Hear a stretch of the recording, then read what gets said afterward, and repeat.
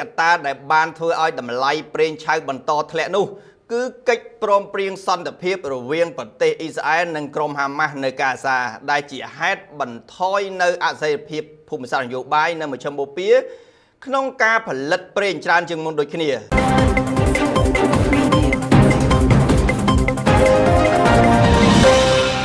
សូមជម្រាបសួរទស្សនិកជនទាំងអស់គ្នា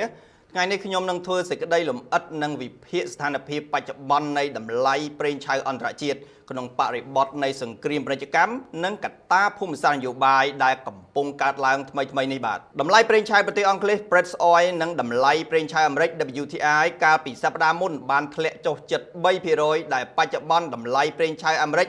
WTI បានកំពុងជួញដូរជុំវិញតម្លៃ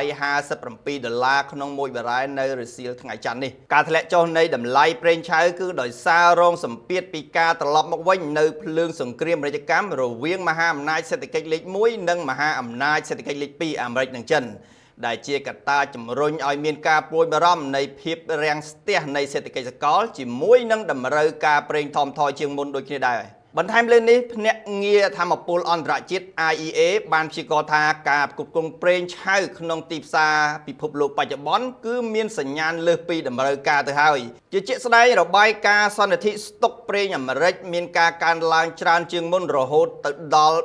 3.5 លានបារ៉ែលបើប្រៀបធៀបកាលពីសប្តាហ៍មុនដែលនេះបង្ហាញពីតម្រូវការប្រេងខ្សោយជាងមុននេះបើយោងតាមសារព័ត៌មាន Reutersនៅមិនទាន់អស់នៅឡើយទេកត្តាដែលបានធ្វើឲ្យតម្លៃប្រេងឆៅបន្តធ្លាក់នោះគឺកិច្ចព្រមព្រៀងសន្តិភាពរវាងប្រទេសអ៊ីស្រាអែលនិងក្រុមហាម៉ាស់នៅកាហ្សាដែលជាហេតុបន្ថយនៅអស្ថិរភាពភូមិសាស្ត្រនយោបាយនៅមជ្ឈមបូព៌ាក្នុងការផលិតប្រេងច្រើនជាងមុនដូចគ្នាមិនត្រឹមតែប៉ុណ្ណោះទេកាលពីពេលថ្មីនេះប្រធានាធិបតីអាមេរិកលោក Donald Trump បានមានប្រសាសន៍ថាប្រទេសឥណ្ឌានឹងបញ្ឈប់ការទិញប្រេងពីប្រទេសរុស្ស៊ីនិងក៏បានដាក់សម្ពាធទៅប្រទេសចិនឲ្យកាត់បន្ថយការជឿប្រេងពីប្រទេសរុស្ស៊ីដូចគ្នាដែរនេះសបញ្ជាក់កាន់តែច្បាស់ថាតម្រូវការប្រេងនឹងធ្លាក់ចុះខ្លាំងជាងមុនហើយទំហំប្រេងឆៅនឹងសល់ច្រើនក្នុងទីផ្សារប្រេងអន្តរជាតិសរុបជារួមមកដោយយោងទៅលើកត្តាព័ត៌មានដែលបានបង្ហាញពីតម្រូវការប្រើប្រាស់ប្រេងអន្តរជាតិខ្សោយជាងមុនផងនិងសញ្ញាណបង្ហាញពីការផ្គត់ផ្គង់ប្រេងច្រើនលើសលប់ដូចគ្នាផងនោះ